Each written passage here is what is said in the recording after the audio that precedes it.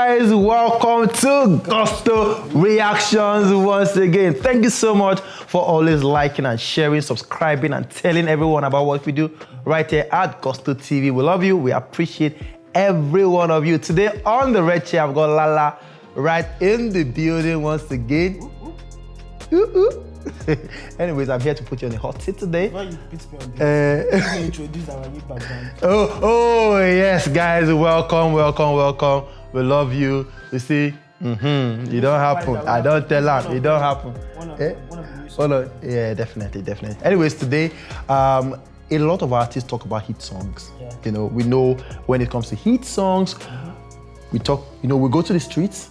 You know, hit songs, best get. Of course, Wizkid and Davido, Burna Boy as well. Yeah. Tiwa Savage over the years have given us what we can consider hits. Okay. And upcoming artists will come on social media and say, "Oh, more, I need a hit song." Or they release song and say, "This song is a hit." They have to give themselves the ginger that if you don't put it to say that it's a hit. And one of our viewers actually has come on to say we should talk about this. What exactly would you say is a hit song? If you see a song, what will make you say this song is a hit? Well, I've noted that a few requirements of what makes when you see all these things, you feel this is a hit song. A hit song, yeah. But then some of these requirements can be, I won't say manipulated, but some of these requirements can be, I don't know, paid for. Okay. So it shouldn't be just be down to having all of it. There are some key ones that you can't. For example, street credibility, you can't pay for it. Yeah. And if people on the street like your song, they'll use it. The Keke and Pep guys, they'll be blasting it. Exactly. So those are one of the requirements. I mean, I had things like radio plays. We all know radio plays, we know what payola does, but it gets to a stage where after payola, I mean, you can't pay for people to play your songs for months on radio. I mean, unless you have budget like Dangote or something. Dangote you know as they go. So things like that. I mean, steady radio plays, especially for an unknown artist. Well, that might be subject to a deal. I mean, some unknown artists can have funds to blow their, they pay all these radio guys and they play their songs. But then, we know how these things work when people play your songs on radio. For example, I listen to a lot of, Top Radio, and a lot of, Sound City. So imagine I'm hearing the same song on both radio stations. Over time, all the time, yeah. Before I know it, I'll start singing to the song, and then I feel, oh, this song is a jam, this song is a hit, and it works out that way. That's why people pay for payola. So if your song is being jammed on radio steady, that's not the only criteria. It's an indication that, yes, if you did not manipulate it, if you did not pay payola, if it's been jammed on radio steady, that means a lot of people are requesting. So Malay? And on Malay, for example, but then you know that on Malay, there's no way they won't have paid from the start. So does it mean the song is a hit? Or his songs are hits? A song on radio that you know that is a hit is Godly, because Godly is getting mad airplay on several radio stations, and the video is getting rotation. So that brings me to now the video. The video is also has to get a lot of rotation on TV, different radio station, TV stations. Also on top 10 countdowns. You can't sometimes manipulate top 10 countdowns. Sometimes it's based on voting. Well, number of plays. Yeah, your fan base will always vote anyway. I mean, you just imagine the amount of effort you have to put in to achieve those kind of things. But you have to replicate it in different charts. There's Sound City charts. There's MTV There's so many of them. So many of them. So if your song is in and around 1 to 10 of those charts and it's consistent on them, then you know that perhaps your song is doing very well on those charts. Yeah. I also have. I already talked about the Napep guys. That's part of street credibility. If your song, I mean, you walking down the road, you wouldn't know anyway. Your fans would know. I mean, you're walking all those roadside barbers, they're jamming the song. That's why you see some artists actually put that in the radio. In their promotional or marketing plan. They print out CDs and drop it at all these barbers and things like that because they see it as an outlet. Sometimes those ones are always blasting music. So if your song is being played there without you actually going there, I mean, it's part of a mix that is being played. That's an indication that, yes, you have almost arrived. There's also, I've talked about the top 10 on TV. There's also the charts on radio. That also plays a part. Then we'll now go digitally. What gives you the indication that the song is a hit? Your numbers. If you're not manipulating your numbers online, I mean, you'd have access to your numbers, Apple Music, Spotify, Tidal, all these other numbers. If you release a song one day and you're able to rack up, let's say, 100,000 streams in a day, that's an indication that it's a hit. I mean, it's I won't say that, if indication that it's almost a hit. Now, if you're now topping those Apple 100, Boomplay weekly charts and things like that, Spotify trending, that's an indication that you have a very good song. Okay. And if you push very well, it has the potential to be a hit record. Okay, so my question is, does a hit song have to do with the amount of money you have? Because right now you talk about streaming numbers and everything, but this most times has to do with the amount you have, your war chest, how much you're able to spend. Okay. So if you spend a lot of money on a song, would you say that it is really a hit, or it's about the money you spend? Well, spending the money is part of marketing and promotions, right? Okay. That's if you're spending the money not to directly influence the numbers.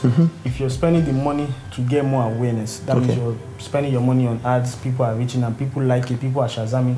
I didn't talk about Shazam because Shazam is an indication that your song is in demand. People are searching for it. If you release a song and you do marketing, run ads, and you notice that your Shazams are increasing in the areas you have targeted, that's perhaps people they enjoy what they see and they're actually searching to see, who sang this song. Or you're spending so much on radio and you see an increase in your Shazams, it means that people actually enjoy what they listen to. And then they are now Shazamming to find out, which they now translates to your digital links. So that's how those things work. It's not really, if you're not spending directly to influence the numbers, basically, then you're not. You probably do have a hit song. But can a song become a hit on its own? Yes, there's several now. Without the normal spending power. Yes, there are several artists who have done that. There's this new guy who sang "I See I Saw."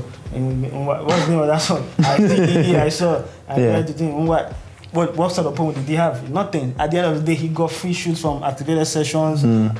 Celebrities who don't know him from anywhere are posting his songs. They're co-signing him. What's this song? I enjoyed it. Exactly. That's an example of a song that did well without any sort of budget. I doubt the guy, and nobody knew about the guy. Songs that maybe with a little bit of marketing push. I don't know. Olamide, a lot of marketing went into that. Another example might be, this one is not really an artist. I've talked about this before, the GTB song 737 song. 737. Imagine that song was sung by an artist. That song, what blew it is marketing. We're seeing the ads pop up on our TV on YouTube. We're seeing it on several shows on TV, and that translated to people singing it online, coming on Twitter. And then the Airtel song as well, 444. And the 444 is a metaphor. The girl who actually started, she would have been happy that I did this thing for Airtel. Because she came online one time and was like, she sang the whole... The Airtel girl. The Airtel girl, so that at least make it no say that mistake. Make talent for no waste. So, that's an example of what marketing can do for you. And what did they do? They actually did just radio, TV, and digital. Online. So that's any artist who's looking to promote their content. If the content is very good, those are very good platforms that if you spend your money wisely, your song will blow. Because if you can't walk into anywhere now and say, for a meta, people will answer you now. Exactly. Apart from the ingredients of the song has to be good. Wax song self some wax song self they blew and they made their choice. So what makes us think, as a regular Nigerian music fan, think that every Wizkid, Davido, Burna Boy songs are hits even before the drop? Like the MFC and 30BG, they follow talk. Because those ones... I think because they have like a track record of making hits. Okay. Now, I said this when Davido's album came out. I'm like, it's a collection of it. And people were like, it's not really an album. I'm like, okay, it's not written anywhere that your album was actually be structured. Like, they made it in Lagos style. Like they made it in Lagos style. He just wanted a collection of hits. And he did it. It's still an album. Nobody said your album must be a certain way. Yes, there are several songs that have potential to be hits on that album. And he's just picking them one by one by one. And you can see the effect. So, in terms of artists... all these fan bases thinking, anything that Wizkid dropped is a hit. Obviously, Wizkid will not drop a below par record. Obviously, he can feature on a below par record. Case in point, the song with Akon. Yeah. That was below par. Maybe because that was old. That was long ago, That was a long time ago. But when it came out, people... Maybe even the one with Ricardo Bamba. Maybe even for Ricardo Bamba. It was long ago too. He didn't like the song, and it's the old Wizkid, and he doesn't want her to them too. So maybe perhaps. But then fan bases are tricky like that. They want anything that comes out from their... They hype it. From their people, it's a hit. They won't say anything else. That's their work. That's their stance. That's what they do. So if they think that there's nothing you can do to change their mind, let them think it. Let me mention the other people. 30BG to the same thing. Outsiders, they are the same thing. So that you don't mention just the Wizkid FC alone. No, okay, as we end the show, Lala, would you rather have a hit or a classic? Would I rather have a hit or a classic? A hit record, if it goes viral, can make you a lot of money. Okay. A classic can just remain a classic. Okay. People will just respect that, oh, na bad jam.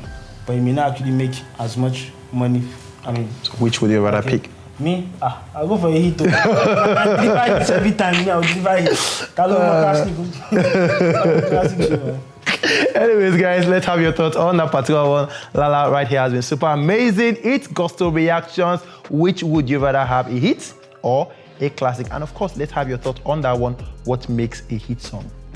Please, if I missed anything out, talk back. I'll be expecting that. Let's have your thoughts on that particular one, guys. Thank you so much for liking and sharing. We'll see you on the next one. Please stay safe and God bless.